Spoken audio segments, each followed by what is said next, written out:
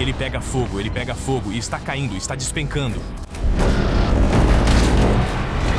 Antes dos aviões se tornarem reis dos céus, havia uma aeronave ainda maior que muitos acreditavam ser o futuro das viagens de longa distância, e ela era chamada de dirigível. Ela não voava por causa de grandes asas, mas sim subia graças a enormes células de gás cheias de hidrogênio ou hélio, gases que são mais leves que o ar.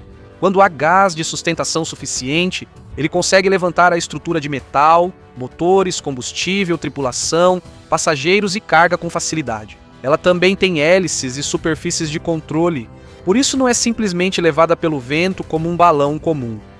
O tipo mais famoso é o Zeppelin. Recebeu esse nome em homenagem ao conde Ferdinand von Zeppelin, ex-oficial militar alemão que acreditava ser possível construir uma grande aeronave com estrutura interna rígida. Ele não foi a primeira pessoa a construir um dirigível ou aeronave controlável, mas foi ele quem desenvolveu o conceito de dirigível rígido, que se tornou símbolo da aviação no início do século XX. Em 2 de julho de 1900, seu primeiro Zeppelin, chamado LZ, voou sobre o Lago de Constança, na Alemanha. O primeiro voo durou apenas cerca de 18 minutos. Também teve problemas de controle e equipamento, mas provou que uma aeronave enorme com estrutura metálica rígida podia voar. Isso é muito diferente de um dirigível não rígido. Esse dirigível não tem uma estrutura rígida interna, é apenas a pressão do gás que mantém sua forma. Já o Zeppelin tem um esqueleto. É formado por longas vigas de metal e grandes anéis. Por isso, mesmo que as células de gás não estejam cheias, o corpo mantém sua forma. Dentro de sua estrutura há várias células de gás separadas. Assim, se houver um pequeno vazamento em uma parte, todo o gás de sustentação não se perde de uma vez. O dirigível ainda pode continuar no ar enquanto as outras células funcionam. Fora da estrutura, há apenas uma fina cobertura de tecido, não uma armadura metálica grossa. A principal função dela é dar uma boa forma ao corpo e proteger o interior contra o vento e as intempéries. Na parte de baixo ou nas laterais do corpo ficam os motores e as hélices. São eles que impulsionam o dirigível para frente. Além disso, ele usa um leme para virar e profundores para fazer o dirigível subir ou descer. Mas os motores não conseguem fazer todo o trabalho. O gás de sustentação ainda é o responsável por carregar o peso do dirigível. Por isso, cada quilo importa muito. Estrutura, paredes, móveis, equipamentos e pertences dos passageiros devem ser leves. Quando o peso aumenta, diminui a quantidade de passageiros ou carga que pode ser transportada. Nos projetos seguintes, passou-se a usar duralumínio. É uma liga metálica leve, mas resistente, feita principalmente de alumínio. Por causa disso, é possível construir uma estrutura mais longa e maior, sem que o veículo fique muito pesado. Em alguns Zeppelins, ainda foi usada a chamada membrana de intestino bovino. Ela é feita a partir de uma parte muito fina do intestino de boi, que é limpa, depois é seca, unida e fixada ao tecido. Não é simplesmente o intestino inteiro pendurado por dentro. Ele ainda é processado como uma membrana fina, porque é leve e eficiente para impedir o vazamento de gás. São necessárias muitas peças para formar as grandes células de gás de um dirigível. Agora, à medida que o Zeppelin cresce, sua operação também se torna mais complicada. A tripulação deve monitorar pressão do gás, combustível, água, direção do vento, temperatura e equilíbrio do dirigível, porque quando o hidrogênio esquenta, ele se expande e aumenta a força de elevação. Quando esfria, ele se contrai e a força de elevação diminui. O dirigível também carrega água ou outros pesos. Quando quer subir, libera um pouco desse peso. Quando quer descer, a tripulação ajusta o gás e a direção do voo. Também é difícil pousar o Zeppelin porque ele é muito grande. Muitos membros da equipe de solo seguram as cordas para que ele não seja levado pelo vento. Quando o vento está forte, todo o dirigível pode ser empurrado para longe mesmo com um bom piloto. Mas a tecnologia continuou a avançar. Em 1909 foi fundada na Alemanha a DELAG. Ela é reconhecida como a primeira companhia aérea a transportar passageiros regularmente usando aeronaves. Mas antes do início da Primeira Guerra Mundial, os Zeppelins já haviam realizado mais de 1.500 voos e transportado milhares de passageiros. A maioria das viagens era pela Europa. Naquela época, eles ainda não cruzavam o Atlântico regularmente. Os voos foram usados para provar que viajar pelo céu poderia realmente se tornar um meio de transporte viável. Depois da guerra, os planos para os dirigíveis ficaram ainda maiores. Em 1928, o LZ-127 Graf Zeppelin começou a voar. Esse se tornou um dos dirigíveis rígidos mais bem-sucedidos da história. Em 1929, ele deu a volta ao mundo. Ele passou pela Europa, Ásia, Oceano Pacífico, Estados Unidos e Atlântico antes de terminar a viagem. O trajeto incluiu Friedrichshafen, Tóquio, Los Angeles e Lakehurst, em Nova Jersey. Toda a viagem durou cerca de 21 dias, incluindo as paradas. O tempo real que ele ficou no ar foi de quase 12 dias e meio. Não foi um voo de demonstração comum. Foi um grande evento internacional acompanhado por jornais e estações de rádio. Em cada parada, muitas pessoas iam ver o dirigível porque ainda não existia nenhuma outra aeronave tão grande e capaz de viajar tão longe. O Graf Zeppelin mostrou que um dirigível era capaz de atravessar vastos oceanos e continentes. Ele podia permanecer no ar por vários dias. Também não precisava de uma pista longa, porque não dependia de alta velocidade para decolar. Era mais lento do que um avião, mas mais rápido do que um navio transatlântico. E comparado ao navio, não havia fortes ondas ou enjoo do mar ao atravessar o Atlântico. Os passageiros tinham cabines para dormir, área de jantar, lounge e janelas grandes. Eles podiam comer confortavelmente. Podiam comer comida quente enquanto viam lá embaixo o mar, montanhas, cidades e nuvens. Mas o interior não era tão espaçoso quanto um hotel. O espaço ainda era limitado porque tudo precisava ser leve. As cabines eram pequenas, as paredes finas e a maioria dos móveis era simples. Até o piano colocado no Graf Zeppelin foi especialmente feito para ser leve. O conforto também não era o mesmo em todos os dirigíveis. Em algumas viagens, fazia frio lá dentro porque era difícil instalar aquecimento. O barulho e a vibração dos motores também eram intensos. E como o dirigível era lento, ele ficava exposto às mudanças do tempo por mais tempo. No entanto, para os passageiros ricos das décadas de 1920 e 1930, a experiência era única. Eles não ficavam apertados na pequena cabine dos primeiros aviões. Eles podiam ficar de pé, comer na mesa, andar pela área dos passageiros e observar o mundo pelas janelas altas. A passagem também era muito cara, então apenas poucos podiam embarcar. Não era um transporte de massa, era um serviço de luxo para empresários, oficiais, celebridades e viajantes ricos. A Alemanha também usou o sucesso do Zeppelin como uma demonstração de sua engenharia e orgulho nacional. Aos olhos do público, o enorme dirigível provava que uma viagem aérea antes impossível podia se tornar uma rota regular. Conforme os dirigíveis cresciam, aumentavam também os problemas a serem controlados.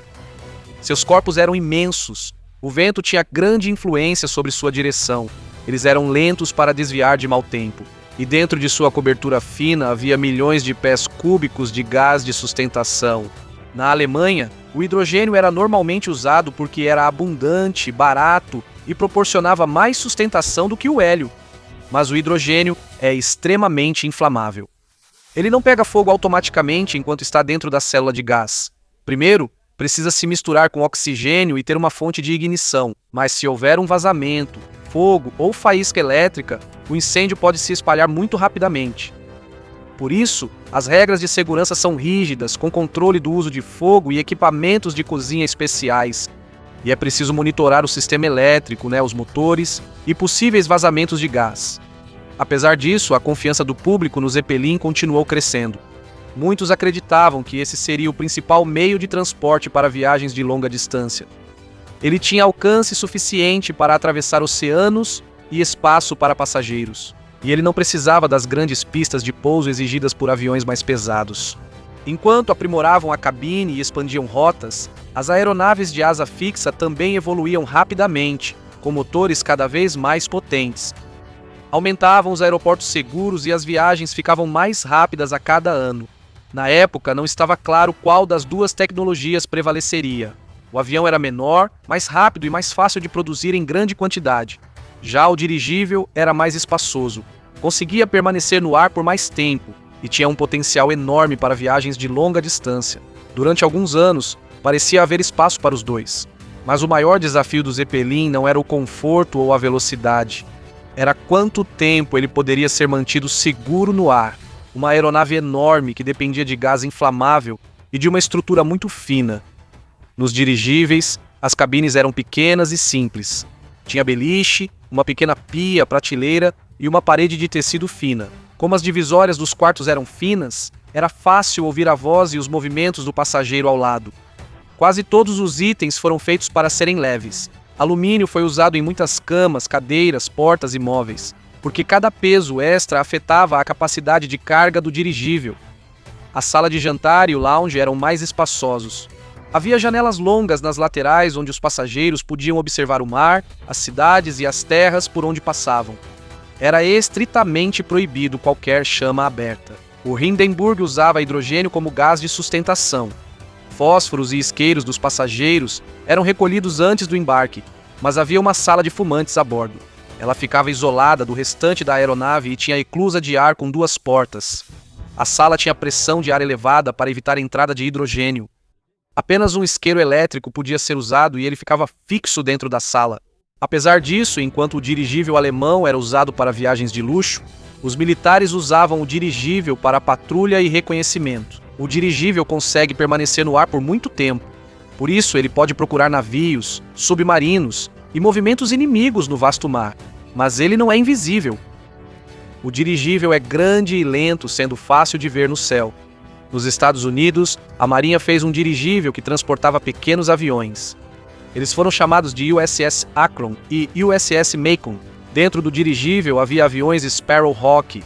Quando necessário, eles eram baixados usando um suporte especial. Quando retornava, o piloto aproximava o avião por baixo do dirigível e o prendia novamente enquanto ambos estavam voando. Os pequenos aviões eram usados para procurar inimigos em uma área mais ampla e proteger o dirigível, mas tanto o Akron quanto o Macon caíram. Eles usavam hélio, então o motivo da queda não foi incêndio. Foram danificados por fortes tempestades e falhas na estrutura do dirigível. Isso mostrou que, embora o hélio seja seguro contra fogo, o dirigível continua perigoso quando grande e exposto a clima severo. Mas o hélio é mais seguro do que o hidrogênio porque não é inflamável.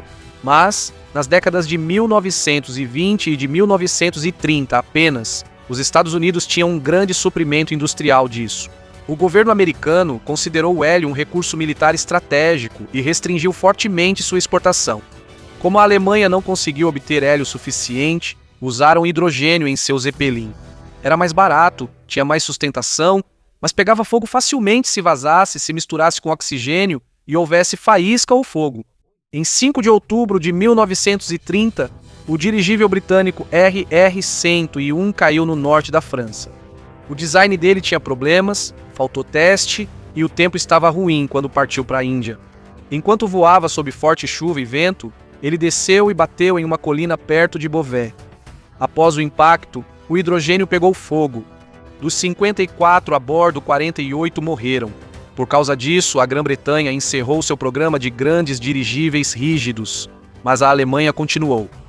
Seus engenheiros acreditavam que o hidrogênio não era o único motivo do desastre. Para eles, o maior problema era o design errado, a falta de testes e as decisões ruins. Durante alguns anos, os Zeppelins alemães continuaram a cruzar o Atlântico com segurança. Mas o principal perigo ainda permanecia. Eles estavam pilotando uma aeronave enorme, e havia milhões de pés cúbicos de hidrogênio dentro dela. Bastava um vazamento e uma faísca para que o mundo inteiro perdesse a confiança nos dirigíveis. Em 6 de maio de 1937, o Hindenburg se preparava para pousar em Lakehurst, Nova Jersey. Ele vinha da Alemanha e tinha acabado de cruzar o Atlântico com 97 passageiros e tripulantes a bordo. Os passageiros e a tripulação estavam atrasados. O pouso foi atrasado devido ao mau tempo. Quando a tempestade diminuiu, o dirigível se aproximou do mastro de amarração e lançou as cordas de aterrissagem. Pouco tempo depois, a parte traseira pegou fogo de repente. O fogo se espalhou rapidamente porque havia hidrogênio dentro das células de gás. A aeronave inteira caiu no chão em apenas cerca de 32 segundos. 35 pessoas morreram a bordo e um membro da equipe de solo também faleceu. Mas 62 dos ocupantes sobreviveram. Alguns conseguiram sair pelas janelas e portas enquanto o corpo em chamas se aproximava do solo. Outros pularam quando o deck de passageiros já estava baixo. A origem inicial do incêndio ainda não está totalmente esclarecida. Uma das explicações mais aceitas é que houve um vazamento de hidrogênio que foi incendiado por uma faísca elétrica enquanto o ambiente estava úmido e havia uma tempestade. O impacto do desastre foi grande porque foi registrado por câmeras. Também estava presente o repórter de rádio Herbert Morrison.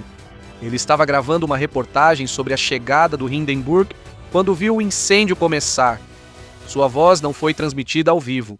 A gravação foi transmitida depois do desastre, mas por causa do medo e tristeza em sua voz, o público sentiu ainda mais o que aconteceu. A gravação foi combinada com imagens do cinejornal.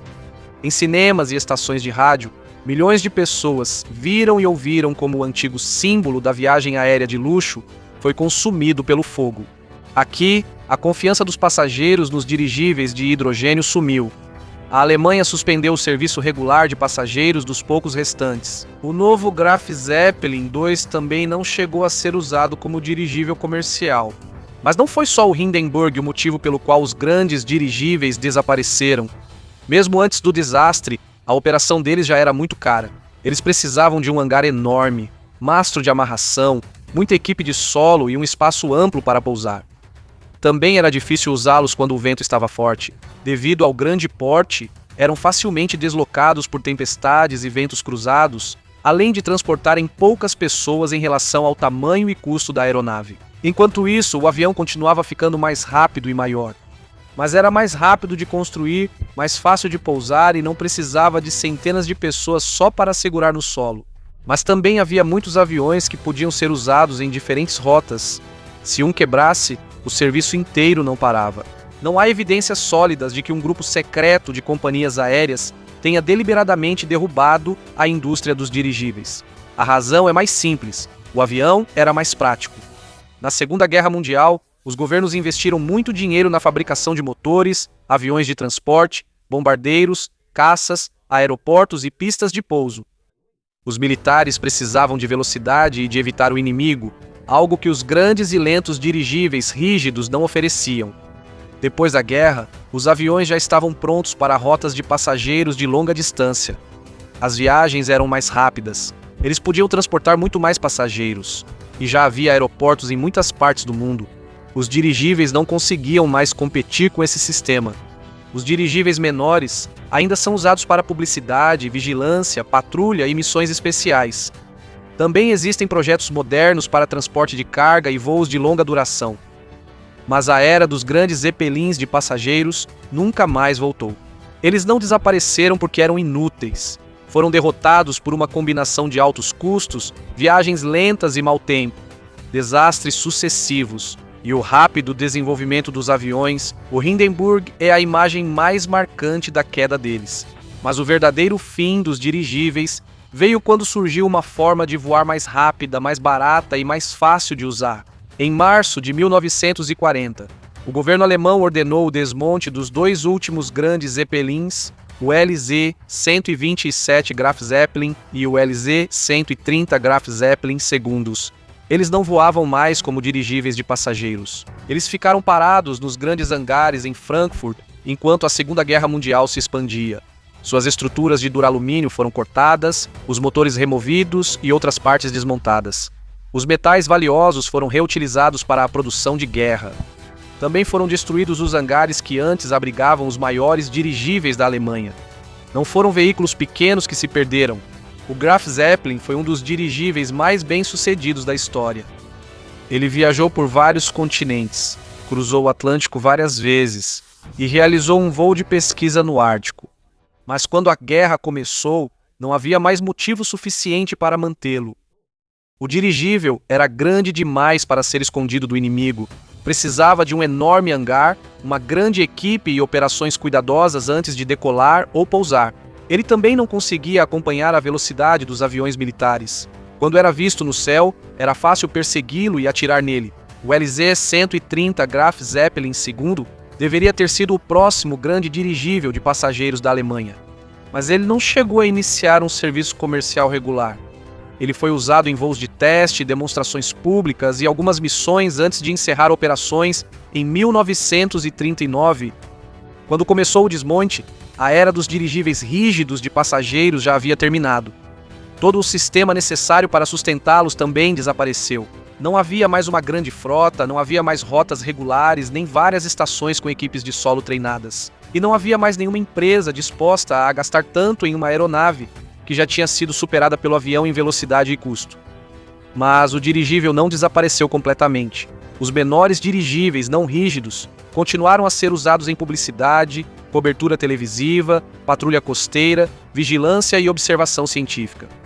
O dirigível não rígido é mais simples que o antigo Zeppelin, pois não possui estrutura rígida interna, tornando sua construção e operação mais baratas.